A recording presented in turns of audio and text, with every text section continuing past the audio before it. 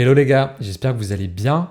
Aujourd'hui, on va parler d'Amazon. Parmi les Magnificent Seven, c'est peut-être la société qui m'intéresse le plus. Alors, c'est pas une boîte facile à analyser, mais le moins qu'on puisse dire, c'est qu'elle a de sacrés atouts. Premièrement, sa culture d'entreprise extrêmement forte avec un focus à très long terme et une obsession pour le client. Deuxièmement, en termes d'allocation du capital, c'est assez unique aussi. Pas de dividendes, pas de rachat d'actions, on réinvestit tout en interne. Et troisièmement, avec AWS, c'est en quelque sorte sa poule aux œufs d'or. Amazon peut potentiellement changer encore de dimension en captant une large part de la valeur créée par l'essor de l'intelligence artificielle. Et c'est ce sur quoi on va se focaliser dans cette vidéo. Le management a prévu d'investir plus de 100 milliards de dollars en 2025. Je ne sais pas si on se rend compte du chiffre. Dans quoi exactement ils mettent autant d'argent? Quelles seront les retombées sur la croissance? Quels sont les risques? On va parler de tout ça.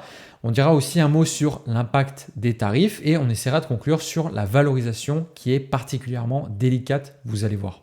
Avant de commencer, je vous rappelle que je ne fais pas de conseils en investissement et que dans cette vidéo, je partage simplement mes analyses et opinions personnelles qui n'engagent que moi. Et comme d'habitude, si le contenu vous plaît, n'hésitez pas à mettre un like et à vous abonner, ça m'aide beaucoup. On va repartir du dernier 10Q pour voir ce qu'ils disent exactement sur les CAPEX. Alors, ce qu'on peut lire, c'est que à Q1, le montant des CAPEX était de 24,3 milliards de dollars qui correspondent principalement, ils nous disent, à des investissements dans l'infrastructure tech, dont une majorité pour supporter la croissance d'AWS. Alors, je ne suis pas assez calé techniquement pour rentrer dans les détails, mais je comprends que ça correspond à la construction d'un des plus grands clusters de data centers spécialisés dans l'IA au monde.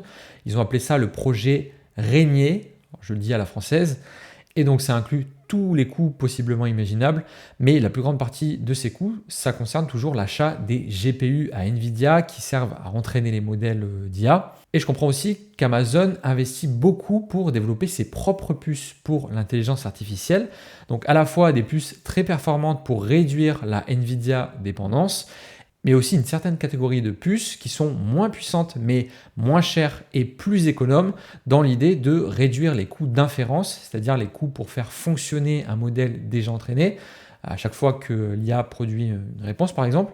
Ce poids d'AWS dans les CAPEX, on le voit très bien dans ce tableau où AWS pèse pour les 3/4 des CAPEX du groupe à Q1. Le reste des investissements, il est en lien avec le core business, la partie e-commerce. Et ça correspond à de l'infrastructure logistique assez classique.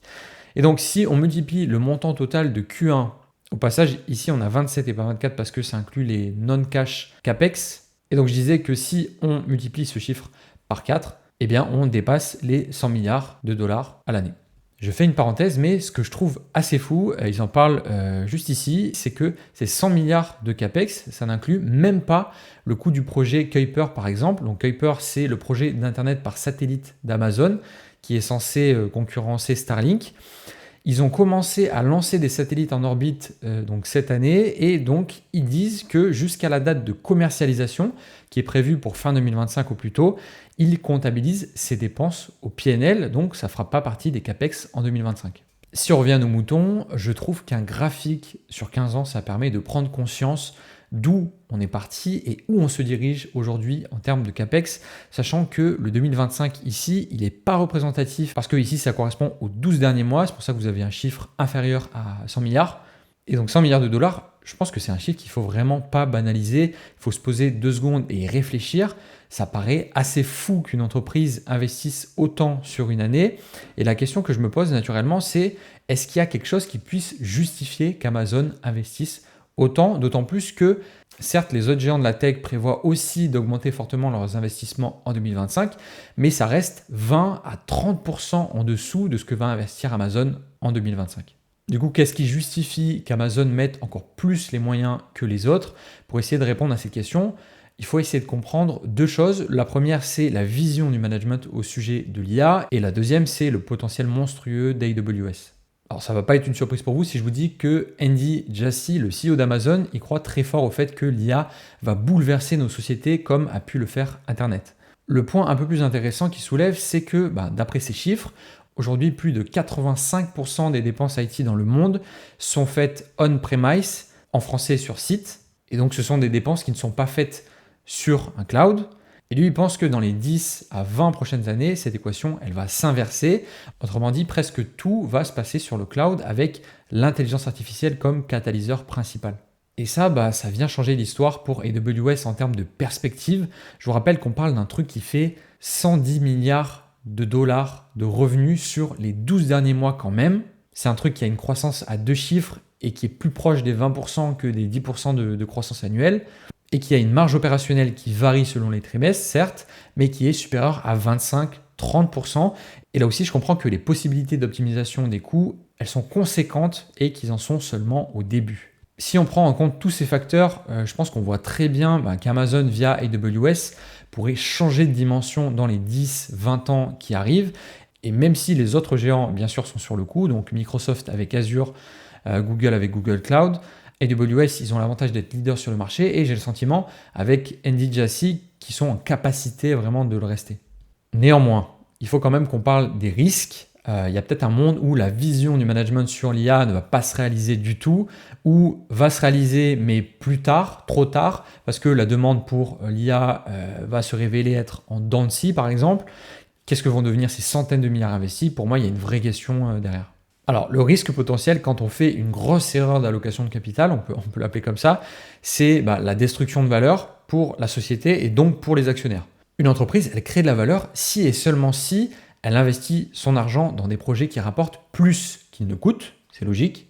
Et ici, on est dans une situation où on a de très belles perspectives, mais il y a quand même un gros point d'interrogation sur le TRI. Quel retour sur investissement ça va générer et quand? Et j'ai envie de dire que plus l'entreprise investit année après année des sommes astronomiques comme ça, plus il va falloir générer des retours sur investissement importants derrière pour pouvoir tout couvrir. Alors on peut dire aussi qu'avec Amazon, c'est seulement un sujet d'allocation du capital parce que c'est une société qui a les reins solides. Ils ont plus de 60 milliards de cash au bilan. Ils ont une dette nette positive. C'est pas une société fragile, entre guillemets, qui s'est mise en danger en s'endettant massivement pour investir. Ils jouent avec l'argent qu'ils ont. On va dire que c'est déjà ça. Dernier point avant de passer à la suite, on a dit que 100 milliards de CAPEX était un très gros chiffre. C'est peut-être un peu trop risqué, ça j'en sais rien à vrai dire. Mais pour donner du crédit à la thèse du management d'Amazon, c'est vrai qu'actuellement, la très forte demande pour l'IA, elle ne montre aucune fébrilité. Au contraire, on est dans une situation où les modèles sont contraints par la puissance de calcul limitée pour le moment. C'est vrai pour Amazon, c'est vrai pour OpenAI, c'est vrai pour les autres. Donc pour moi, c'est cohérent qu'il y ait une course à la capacité, entre guillemets, parce que derrière, c'est l'avance technologique et les parts de marché qui se jouent. Je vais dire un petit mot sur l'impact des tarifs avant de parler valorisation. Alors déjà, on ne voit rien dans les résultats de Q1 2025 pour la simple et bonne raison que le Liberation Day, il a eu lieu début avril. Alors, on va éviter de tirer des conclusions trop hâtives, mais il y a effectivement une forte probabilité pour que ça ait un impact négatif sur la partie e-commerce d'Amazon, plus ou moins significatif. Ça, c'est ce qu'on va voir dans les trimestres à venir.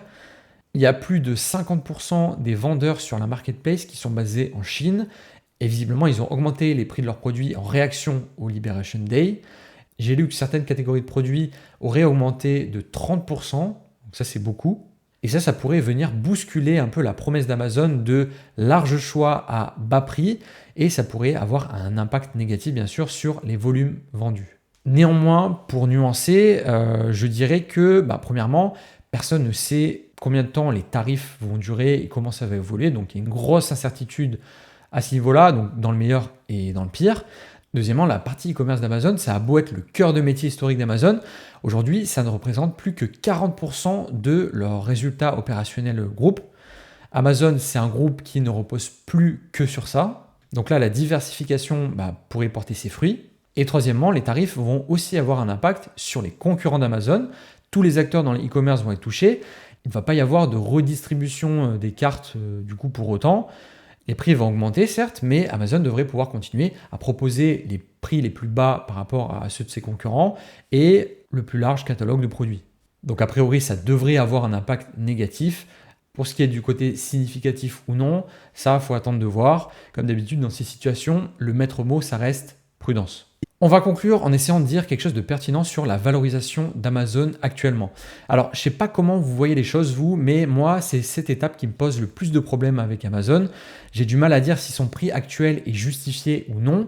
Il y a deux grandes raisons à ça. La première, c'est que, comme un Microsoft ou un Google, c'est une société gigantesque qui est composée de plusieurs business. Et donc, si on veut faire les choses bien, il faudrait valoriser chaque business individuellement, ou en tout cas les principaux business. Mais ça, c'est assez compliqué à faire parce qu'on n'a pas toujours le détail des chiffres par business. Et deuxièmement, les CAPEX dont on a parlé aujourd'hui, ils viennent peser fortement sur les free cash flow, ce qui les rend très variables. Et surtout quand on soustrait les rémunérations en actions, donc les SBC, qui pèsent souvent très lourd pour les boîtes tech, il ne reste quasi plus rien. C'est ce qu'on voit ici avec les free cash flow en bleu et les SBC en orange. En 2023, il restait 8 milliards après soustraction des SBC. En 2024, 11 milliards. Donc vous voyez que c'est peanuts. Donc pour moi, ça fait aucun sens d'estimer la valeur intrinsèque d'Amazon avec un DCF par exemple.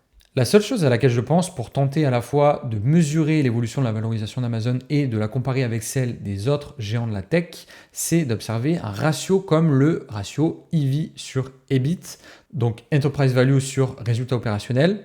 Et donc si on s'intéresse à l'évolution du ratio sur les 6 dernières années, on s'aperçoit qu'actuellement on a le ratio le plus bas depuis 6 ans, c'est 28 fois l'EBIT, et que Amazon est 2 fois moins cher qu'il y a 5-6 ans, du coup, on était sur des niveaux 2 fois supérieurs. Mais si on compare maintenant ce ratio avec celui des autres géants de la tech, on s'aperçoit qu'Amazon a toujours eu le ratio, donc EV sur EBIT, le plus élevé par rapport aux autres. Et même si l'écart a bien diminué depuis 2 ans, ça reste le plus élevé des 5 actuellement. Et en vrai, je trouve ça plutôt logique qu'elle se paye plus cher donc, à travers ce ratio, compte tenu de sa croissance et des perspectives dans les 5-10 prochaines années. La comparaison avec un Apple, elle n'a pas lieu d'être par exemple, parce que Apple, ce n'est pas une société qui prévoit de croître aussi vite dans les prochaines années. Et c'est un peu le problème quand on regarde un ratio comme celui-là. Contrairement au DCF, ce n'est pas un exercice de projection, donc il n'y a pas de considération en termes de croissance. Bref, quand je pense à Amazon, je pense souvent à Charlie Munger qui parlait de la pile des trucs trop compliqués, la too difficult pile. Là, on est face à une société légendaire qui est géniale à étudier, je trouve. Les perspectives ont l'air dingues, ça c'est vrai, mais elle est difficile à valoriser et à évaluer de manière rationnelle. Et c'est pas ce que je compte faire tout de suite parce qu'il faut encore que je creuse, mais si ça persiste, il faudra peut-être penser à la mettre de côté pour ces raisons-là. N'hésitez pas à me dire en commentaire comment vous voyez les choses pour Amazon. Est-ce que c'est clair pour vous? Est-ce que vous l'avez en portefeuille? N'oubliez pas aussi de mettre un like et de vous abonner si le contenu vous a plu. On se voit dans une prochaine vidéo. Ciao!